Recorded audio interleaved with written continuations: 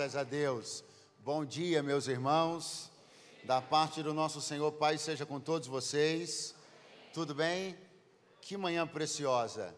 Como Deus nos visitou com esperança, com fé, né?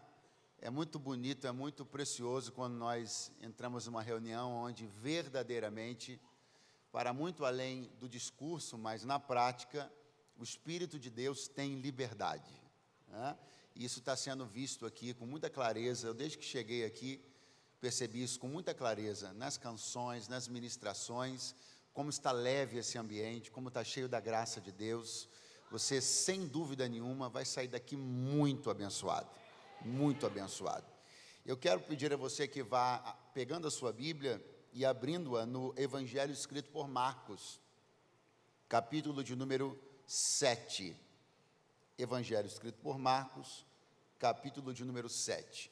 Quero agradecer ao pastor Bruno, à pastora Vanessa, por esse convite tão especial, né? Privilégio de estar pela manhã, minha esposa está à noite, pena que ela não pôde estar hoje aqui, porque ela está em Ilha Bela, e aí não deu tempo de retornar para a reunião da manhã aqui, mas eu estou muito feliz com essa oportunidade de estar com vocês, revê-los e perceber as grandes coisas que Deus está fazendo, e ter a certeza de que elas vão continuar numa escala ascendente, porque, segundo diz a Bíblia, a vereda do justo é como uma luz da aurora, que vai brilhando e brilhando até ser dia perfeito.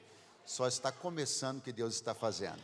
Deus seja louvado. Muito obrigado. Saudar a todos os pastores auxiliares, a todos os voluntários, obreiros, que estão servindo com alegria e que me receberam aqui com muito carinho também. Verso 24, Evangelho de Jesus, escrito por Marcos. Quantos encontraram, digam: eu amo a Bíblia. Está escrito: e levantando-se dali, foi para os termos de Tiro e Sidom. E entrando numa casa, não queria que alguém o soubesse, mas não pôde esconder-se, porque uma mulher cuja filha tinha um espírito imundo, ouvindo falar dele, foi e lançou-se aos seus pés. Esta mulher era grega, cirofenícia de nação, e rogava-lhe que expulsasse de sua filha o demônio. Mas Jesus disse-lhe: deixa primeiro saciar os filhos, porque não convém tomar o pão dos filhos e lançá-lo aos cachorrinhos. Ela, porém, respondeu e disse-lhe: sim, Senhor, mas também os cachorrinhos comem debaixo da mesa as migalhas dos filhos. Então ele disse-lhe: por essa palavra vai, o demônio já saiu da tua filha. E indo ela para sua casa, achou a filha deitada sobre a cama, e o demônio já tinha saído. Quantos podem dizer amém? Eu sei, meus irmãos, que vocês estão numa jornada, não sei se é exatamente neste mês de maio, mas de alguma maneira sei que vocês estão numa jornada onde o ambiente, o viés, a intenção, o coração, nas reuniões de domingo, estão sendo para abençoar as famílias. E o Espírito de Deus me trouxe ao coração esse texto, e o desejo de colocar para vocês aqui algo muito profético, muito profético. E eu me sinto à vontade para isso, porque sei que estou numa igreja que está nessa ambiência, uma igreja que está nessa fé, nessa virtude. E eu quero liberar uma palavra de Deus, eu quero construir com vocês um caminho, quero mostrar a vocês algo nas Escrituras. Eu não quero ser prolongado, enfadonho, mas eu preciso mostrar um panorama, um cenário bíblico, para que nós possamos entender que o que aconteceu aqui em Marcos, do verso 24 ao 30 do capítulo 7, que nós acabamos de ler, e que se fosse a cura, se fosse a libertação de uma menina, seria extraordinário, sim ou não? Se fosse Jesus socorrendo uma mãe aflita, seria extraordinário, sim ou não? Mas se eu dissesse a você que há coisas tão gloriosas, tão grandiosas, tão profundas acontecendo nesta história, que você só vai entender, só vai enxergar, se você for um pouco lá para trás. Mas antes de que a gente vá lá para trás, deixa eu lhe adiantar logo uma informação muito importante. Isso aqui é inédito. Tem algo acontecendo no ministério de Jesus aqui que não havia acontecido antes, mas também não voltará a acontecer depois. Tem uma coisa única acontecendo aqui. Por favor, pergunte qual? Esta é a única vez que Jesus vai colocar os seus pés fora da Terra Santa. Em 33 anos de vida, em 3 anos de ministério, somente uma vez, eu não disse 3 nem 10, eu disse somente uma vez Jesus cruzará a fronteira da Palestina, da Terra Santa. Somente uma vez Jesus vai colocar os seus pés num território estrangeiro, e é esta vez aqui. Não é possível, eu precisaria estar lendo a Bíblia como quem lê gibi. Eu precisaria estar lendo a Bíblia como quem lê qualquer coisa para não voltar os meus olhos com uma atenção gigante para essa história. Porque se há uma coisa única num ministério do tamanho do ministério de Jesus, isso aqui merece toda a minha atenção. Isso aqui me exige olhar para essa história com um olhar muito carinhoso. Porque para Jesus ter feito uma coisa desse tamanho, uma única vez, isso não pode ser por qualquer razão. Alguém além de mim sabe que não existem movimentos no ministério de Jesus que aconteceram por acaso? Alguém acredita que cada pessoa que Jesus falou, cada lugar que ele pisou, cada mensagem que ele pregou, cada parábola que ele contou, tudo isso tinha um sentido, um significado muito maior do que parecia, do que era aparente? Nós estamos construindo um movimento profético, mas o que eu quero lhe adiantar é que vai haver uma visita tão poderosa da parte de Deus na sua vida, na sua casa e nos seus familiares. Vai haver um movimento de alguém já levantou a mão, vai haver um movimento de restauração, de compensação, de restituição tão poderoso na sua casa, que você vai dar glória a Deus e aleluia sem parar, e vai dizer que esse Deus é fiel em cada uma das suas promessas. Aleluia. Eu costumo honrar meus compromissos. Quem também costuma fazer isso? Eu costumo saudar meus compromissos, sejam eles financeiros, sejam eles morais, sejam os encontros que eu marco, as horas que eu marco. Inclusive não fui eu que atrasei hoje não, tá, pastor? Depois eu te conto essa história, glória a Deus. Porque honrar compromissos é tremendo. Agora pense, se nós, gente de carne e osso, tão falhos como somos, temos esse princípio moral que nos orienta a honrar nossas dívidas, honrar os nossos compromissos, pense como Deus não age em relação a essa matéria. Pense como Deus não age em relação a essa questão. Pastor, o que o senhor está querendo dizer? Eu quero que você entenda que aqui tem compromisso de Deus. Aqui, na história que lemos, tem Deus cumprindo um compromisso. Qual? Vou lhe contar uma história rápida. Quem aqui sabe que Salomão construiu o templo de Jerusalém? Quem sabe? Tremendo, ok. O templo de Jerusalém foi construído debaixo de muito esforço. O templo de Jerusalém foi construído debaixo de muita aquisição de material, inclusive muito, ou a maioria dele nem estava em Israel, veio de outro lugar. E também de muita mão de obra. E muita dessa mão de obra também não veio de Israel, veio de outro lugar. E quem mais cooperou com isso? Um povo. Um povo cooperou com isso. Redobre a sua atenção. Um povo, nós estamos construindo um caminho, eu preciso um pouquinho da sua paciência. Alguém cooperou com isso. Quem cooperou com isso? Alguém que, segundo o livro dos reis, tinha uma amizade com Davi. É um homem chamado Hirom. Ele é rei de um lugar muito especial. Qual? Tiro. Verso 24, vou voltar em capítulo 7. Vamos começar a montar o quebra-cabeça? E levantando-se dali, foi para os termos de Tiro e Sidom. Ok. Então perceba, esse homem chamado Hirom era amigo de Davi. Quando Davi morre e passa a incumbência da construção do templo para Salomão, seu filho, a amizade de Hirom com Salomão continua. Com Salomão continua. E essa amizade se estende a uma coisa tão poderosa e marcante. Eu sei que eu estou falando aqui com muitas pessoas que cooperaram efetivamente para a construção desse templo, para a reforma, para o que foi feito aqui. Eu tive o prazer de vir aqui quando estava tudo em obra, né? Foi muito legal, a gente estava da metade para lá, da parte aqui de baixo, uma poeira santa, eu sapateei, a poeira subiu, uma coisa deliciosa. E aí eu estou tendo alegria, né, já estou pela terceira vez vindo aqui nessa nave, e é uma coisa maravilhosa. Eu sei que estou falando para pessoas que cooperaram efetivamente com isso aqui. E eu lhe pergunto, isso alegra, sim ou não? É uma coisa gostosa, sim ou não? Você vai levar isso na sua memória, sim ou não? Imagina quem cooperou com a construção do primeiro endereço fixo de adoração a Deus, o Templo de Jerusalém. Meu irmão, estou falando para você da história da adoração a Deus. Estou falando a você da história do monoteísmo global. Estou falando a você do Templo de Jerusalém. Então eu estou mostrando para você que um povo dedicou-se a ser parceiro de Deus na construção do Templo de Jerusalém. E não foi com pouca coisa não, foi com muito material, de muito valor e com muita mão de obra especializada.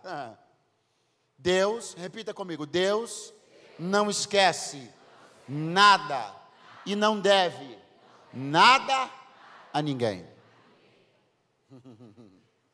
A aliança era boa, sólida. A nação de Tiro vivia tempos de prosperidade. A aliança com Jerusalém, sem dúvida alguma, resultou para eles progresso, avanço, bênção. Só que essa aliança foi quebrada. E não foi Deus quem quebrou. A Bíblia diz que no capítulo 28 do livro do profeta Ezequiel, pastor, mas só foi para rei, já está em Ezequiel, não é muita Bíblia, ué, você queria que fosse o quê? Revista? Veja, uai.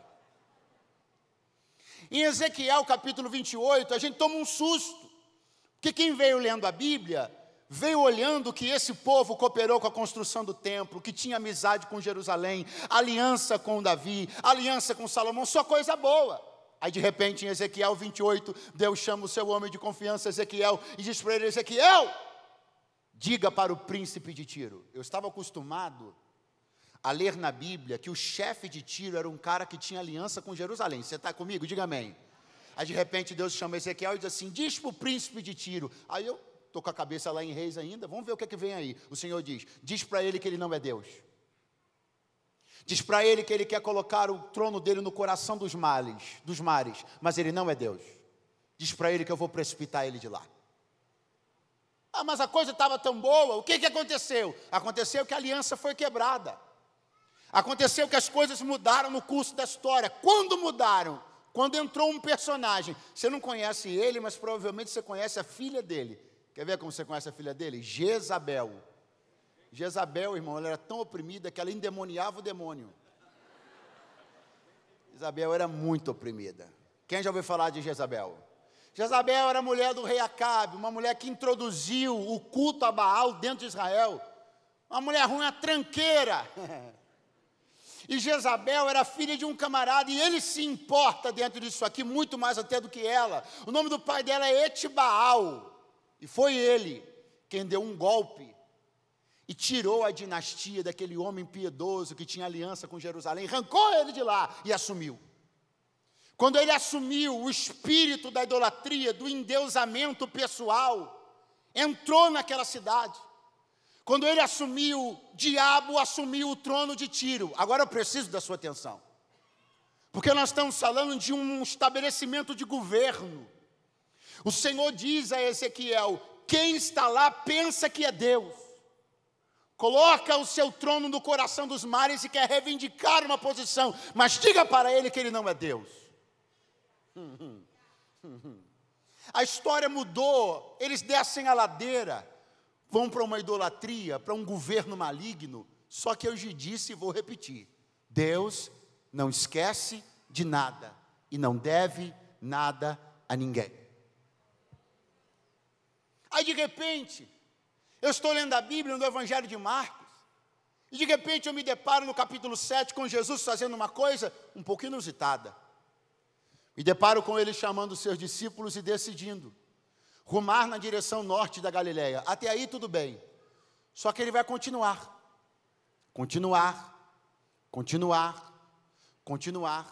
Até chegar na fronteira. E ao chegar na fronteira, eu penso, conhecendo os discípulos, pelo que a Bíblia me mostra sobre eles, que começou o cochicho. Alguma coisa do tipo, será que ele vai atravessar? Alguma coisa do tipo, será que ele vai lá? Aí um perguntava para o outro, lá onde? O outro dizia, você não lembra que Ezequiel disse que o diabo tinha um trono lá?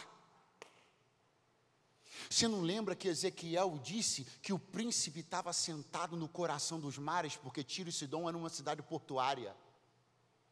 Olha onde ele está mexendo, olha o vespeiro que ele está mexendo, olha a casa de marimbondo que ele está mexendo. Não é possível, a gente já tem tanto problema aqui na Galileia e na Judéia, o que ele vai fazer lá? O que ele vai fazer?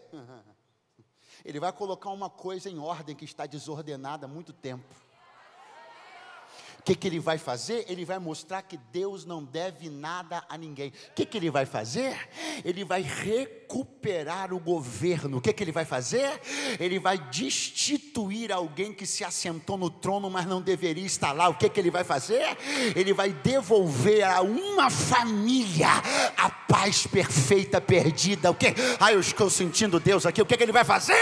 Ele vai destronar Satanás e vai informar para quem quiser saber: aquele que comanda acabou de chegar. Tremam os povos, derretam o inferno, ele chegou. Acorda a pessoa que está do teu lado e diz para ele: a atmosfera na tua rua vai começar a mudar, porque tem uma notícia que já está circulando, ele está chegando lá.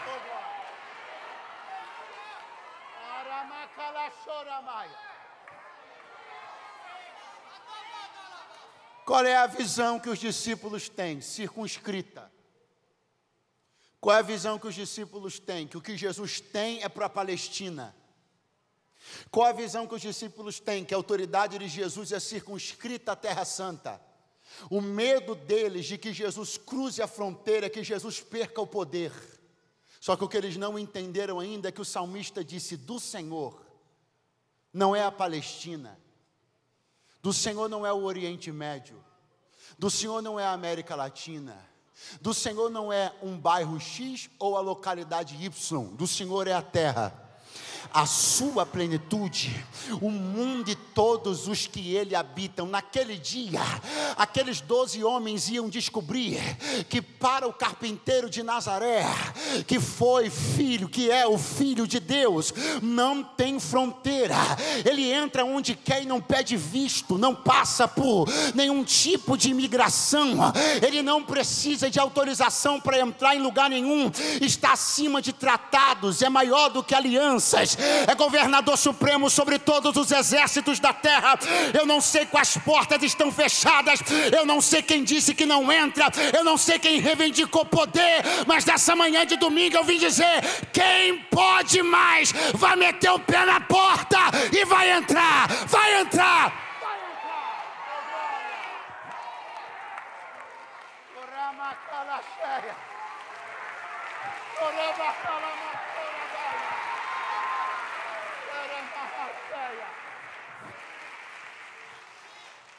Para de setorizar a ação de Deus. Para de achar que a ação de Deus é resumida a zonas, setores. Para de achar que a ação de Deus é resumida a alguns espectros da existência. Não. A ação de Deus é global. Deus age no corpo, Deus age no espírito, Deus age na alma, Deus age no sul, Deus age no norte, Deus age no leste e age no oeste. Ele age por fora e age por dentro, age por baixo e age por cima. Está enterrado, ele acha, está escondido, ele encontra. Disseram que não tem jeito, mas ele tem. É inacessível, ele acessa, mas tem bloqueio, ele quebra. Urabagando remacheia. Glória! Para aqueles homens, Jesus estava numa movimentação ministerial arriscada. E por que numa movimentação ministerial arriscada? Repita comigo, porque Ezequiel 28 dizia que o diabo tinha um trono lá. E esses homens podem ser incultos em sua grande maioria, mas não confunda incultos com analfabetos bíblicos. Eles podem ser indoutos, mas as profecias eles conheciam, a Bíblia eles conheciam. E todos eles ali sabiam que um dia Deus chamou Ezequiel e disse: Ezequiel, o diabo botou um trono no coração dos mares de Tiro. Aí vem Jesus, chama 12 homens e está levando eles para onde? Para onde o capeta está sentado no trono. É uma missão arriscada aos olhos deles. É cutucar um vespeiro, é mexer com a onça. Esses dias eu estou lá num bosque que tem lá perto de casa, aí estou lá assim meio distraído, daqui a pouco me deparei com uma placa: cuidado, abelhas. A gente não quer estar onde tem abelha, onde tem maribondo, onde tem, sim ou não? Só que é isso que você precisa entender. O que muitas pessoas se negaram a fazer por você, porque era arriscado para elas. Não fica triste não, mas eu preciso te dizer uma coisa. Sabe por que algumas pessoas que você mandou mensagem não responderam? Porque elas não querem mexer em colmeia de abelha. Porque elas estão enxergando a sua situação como potencialmente arriscada. Não fica triste. Mas sabe por que alguém para quem você pediu ajuda se negou? Porque ele não quer se meter nisso. E sabe por que não quer se meter nisso? Porque ele já tem muitos problemas, não quer assumir os seus. A nossa vida, a nossa casa, nossas relações familiares são vistas. Tem muitas pessoas que quando passam perto da sua casa, já não veem mais uma casa, veio um chame de abelha. Existe risco em potencial, e a verdade é que muitas pessoas não querem assumir esse risco. Me diga quem tem um nível de altruísmo suficiente para doar seu tempo, sua energia, o seu dinheiro em prol de alguém. As pessoas cada vez mais são individualistas, não querem comprar a briga dos outros, sob a narrativa de que eu já tenho meus grandes problemas, meus complexos dilemas, eu não posso assumir os seus. As pessoas não têm paciência para ouvir a gente falar nem 5 minutos. Você começa a falar das suas dores para alguém, perceba a irritabilidade nos olhos dela, ela já começa a pegar o telefone, ficar inquieta, elas não querem ouvir problemas. A ideia delas é que os seus problemas se somarão aos problemas que elas já têm, elas não vão suportar, elas cortam a conversa, vão por outro caminho, elas não querem mexer com situações potencialmente arriscadas, elas não querem colocar o nome delas, elas não querem colocar o patrimônio delas sob qualquer tipo de risco para ajudar você. E esta é a poderosa diferença entre Deus e os homens que eu e você conhecemos, porque Ele me diz: se alguém não quer colocar o nome em algo que você precisa, por medo de que você suje, eu peguei o meu nome, que está acima de todo nome, e disse: usa, porque eu conquistei esse nome para você poder usar. Deus me trouxe aqui para dizer: eu estou comprando a tua briga, eu não tenho medo de me envolver com você, eu não tenho medo de sujar a minha imagem. Se precisar, vou colocar meu pé na lama para te buscar. Glória!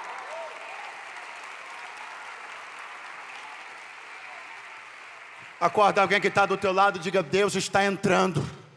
Horrível, vai de novo: Deus está entrando em zonas de guerra, em territórios hostis.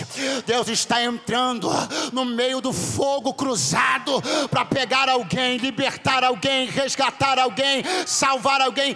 Ele me trouxe aqui para enviar uma mensagem para a sua casa: eu estou comprando a briga da sua família.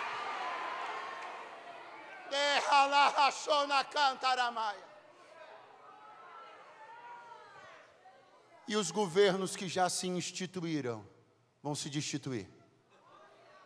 E aqueles que já reivindicaram a autoridade, eles sabem que quem tem mais autoridade chegou. E aqueles que andam gritando e dizendo: é meu, não largo, ela é minha, não deixo. Espera só ele chegar. Quando ele chegar, o brabo vai ficar manso. Quando ele chegar, quem gosta de ganhar no grito vai começar a falar miúdo. Porque não tem diabo doido, não tem diabo perturbado, não, eles sabem. Vide o texto clássico de libertação dos evangelhos. Jesus só coloca o pé para fora do barco e não foi atrás de endemoniado nenhum. Foi um endemoniado que se curvou diante dele. Os demônios disseram: você veio nos perturbar antes da hora. Escute, eles vão cair rendidos, a autoridade vai ser retomada na mão daquele que tem todo o poder. Há uma palavra de esperança: tu não ficarás refém de nada nem de ninguém.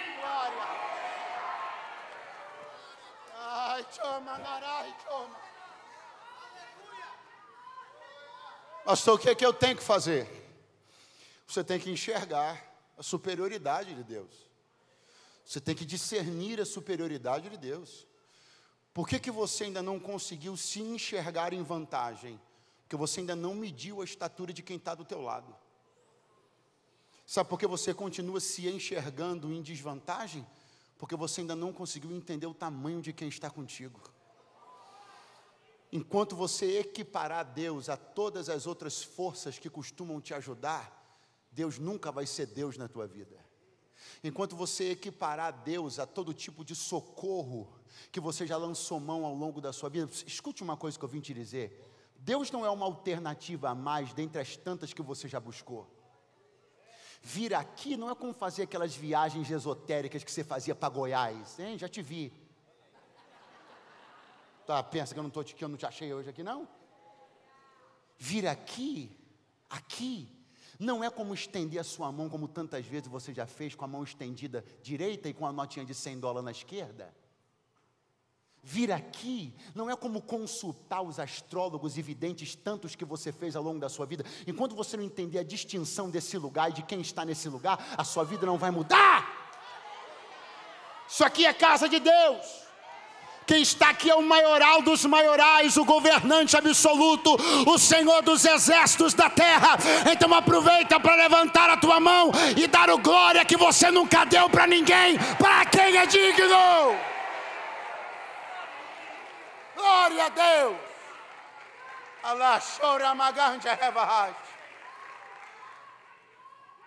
Pastor, por que Jesus está indo lá? Vou lhe explicar. Ele está indo lá porque existe um mapa. Diga comigo, um mapa. Isso aqui é muito lindo, gente. Eu fico rindo à toa quando eu falo sobre isso aqui, porque isso aqui é maravilhoso. Diga comigo, existe um mapa que diz que Tiro e Sidom estão fora. Mas existe outro mapa que diz que eles deveriam estar dentro. Isso aqui é maravilhoso. Alguém pode botar na tela para mim? Josué capítulo 19. Bota na tela aí. Josué capítulo 19, verso 29. Bota na tela aí. Não bota agora não. Segura um minutinho. Deixa na agulha aí. Só vai estragar a surpresa. Eu preciso dizer a você que Deus prometeu que ia colocar o povo dele dentro de uma terra boa, que manava leite e mel. Você lembra disso? Ele cumpriu isso, sim ou não? Quem foi o homem que comandava o exército de Israel, o líder do povo, quando eles entraram na terra prometida? Josué. Beleza. Então Josué era responsável por fazer uma coisa que a gente chama de partilha de terra. Então Josué teria que chamar as tribos, com exceção da tribo de Levi, que não tinha possessão física, porque era uma tribo sacerdotal. Então ele ia chamar todos os cabeças de tribo e começar a designar qual território eles deveriam ocupar. O que estava acontecendo naquele dia? O mapa estava sendo desenhado. A Terra Santa estava sendo ocupada, dominada, e Josué estava dizendo para os cabeças de tribo: esse território aqui é seu, é Terra Santa, hein? Esse território aqui também, Terra Santa, hein? E o mapa foi sendo desenhado. Bota o texto na tela agora. Ah, Jesus, eu amo a tua palavra. Bota aí, meu filho. Tem algum lugar aqui que eu possa ler? Aonde? Aqui. Vou relembrar, o que está acontecendo? Josué, já vou encerrar. Josué chamando os cabeças de tribo e designando o território que eles deveriam ocupar. Isso aqui é Josué falando para uma tribo. Qual? Azer. A fronteira chegava a Tabor. Você está no verso que eu pedi? Não. Não está no que eu pedi, não. É 29. Josué 19, 29. Pronto. Depois a fronteira voltava para Ramá e ia para a cidade fortificada de... Você tem que encher a boca. Depois a fronteira voltava para Ramá e ia para a cidade fortificada de... Vou chamar o pessoal aqui. Porque eu não sei se você entendeu, mas Josué está com um graveto na mão, me permita, desenhando um mapa no chão. E ele está chamando os cabeças de tribo. Chegou a vez de Azer, ele chamou o cara e disse assim, escuta o que eu estou te falando, Deus deu isso aqui para a gente. Tem uma lista de lugares que você vai entrar, dominar e incorporar para o mapa.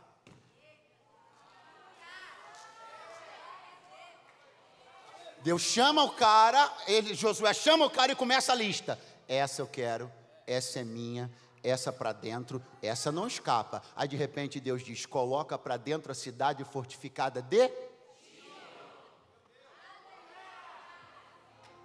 Pastor, mas o senhor começou a mensagem dizendo que a única vez que Jesus pisou fora da Terra Santa foi nesse dia. Então eu não entendi. Como não entendeu? Tiro ficou de fora. Mas como ficou? Ficou, mas a ordem era que ficasse para o lado de... Mas ficou do lado de... Por quê? Porque seguramente a tribo de Azer não teve disposição de incorporar Tiro ao território. Faltou em alguém coragem para fazer valer a promessa que Deus fez. Faltou em alguém coragem para tomar posse do que Deus entregou. Pastor, me explique por que eu e minha família estamos vivendo um cenário X hoje, porque faltou competência em alguém antes. Você só está de fora de algumas bênçãos, você só está de fora de algum tipo de benefício, alegria, prosperidade, riqueza, muito provavelmente porque alguém lá atrás não conseguiu incorporar, tomar posse de algo que Deus tinha liberado. Essa é a má notícia. A boa notícia vem agora. A coragem que faltou a Azer sobrou a Jesus. Se Azer deixou Tiro de fora, no capítulo 7 do Evangelho segundo Mateus, Jesus foi até o limite da Terra Santa. E se ele coloca um pé para lá, Tiro estava de fora. Melhor, se qualquer pessoa coloca o pé para lá, estaria fora da Terra Santa. Mas como aquele que redesenha mapas, por favor, meus queridos, estão com raiva de mim? Aleluia. Como aquele que redefine os mapas, como aquele que faz valer as promessas, como aquele que tem a coragem de fazer o que faltou coragem a alguém. Como ele é aquele que quando entra numa família, ele recupera o prejuízo, restitui a perda e restaura tudo. Como era Jesus quando ele deu um passo dentro de Tiro, ele pegou o mapa da Terra Santa e esticou para colocar para dentro quem estava de fora. Assim te diz o Senhor, a história te deixou de fora, os amigos te deixaram de fora, os erros do teu pai te deixaram de fora, mas eu estou te colocando para dentro, para dentro, para dentro, para dentro, para dentro.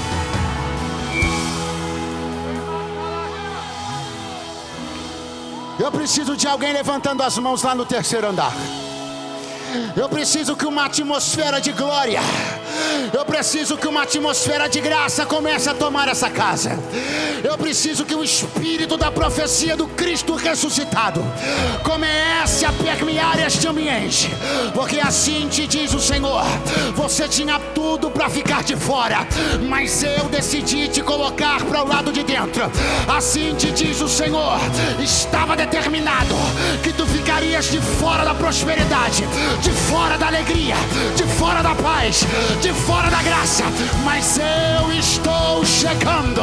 Vou fazer valer a oração da tua mãe, vou fazer valer a intercessão dos teus pais, vou cumprir promessas, vou colocar pra dentro. Abra a boca e somente glorifique.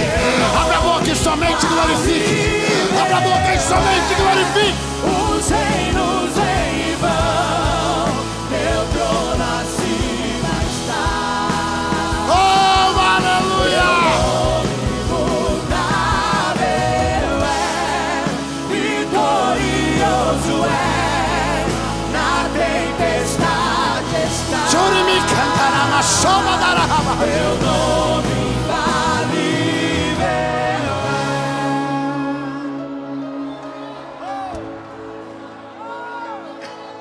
Se você se sente à vontade para isso, segure a mão de alguém do seu lado. Se você tem alguma questão sanitária que lhe deixa desconfortável, fique tranquilo, fique em paz.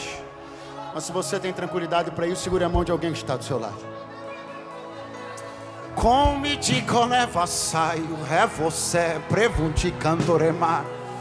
Maca sobe pro se canto ofesse ando como na itere proba dar a canto che Minaco se quebe faia dominense prefuse anaio como na checa para maco protore fandará. Esta é uma manhã altamente profética.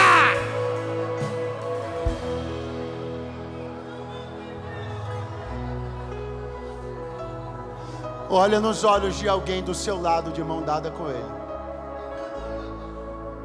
e diga: existe um mapa desenhado, fechado, e ele coloca, ele determina que você e a sua casa estejam de fora da bênção, de fora da prosperidade. Diga: alguém provavelmente errou e muito lá atrás. Era para você estar vivendo agora algumas coisas muito melhores, mas os erros de alguém, a quebra de uma aliança prejudicou você. Mas existe um outro mapa. Você tem que começar a botar um sorriso no rosto para dizer isso para ele. Diga: existe um outro mapa, e quem está desenhando ele tem todo o poder e toda a autoridade. Ele está pisando na tua casa hoje, e o fato de pisar lá estica o mapa, estende o mapa e coloca quem estava de fora para o lado de dentro. Fala para ele: seja bem-vindo. Você está do lado de dentro. Você está do lado da bênção. Você está do lado do milagre. Você está do lado da prosperidade. Você está do lado da paz. Glorifica, glorifica, glorifica.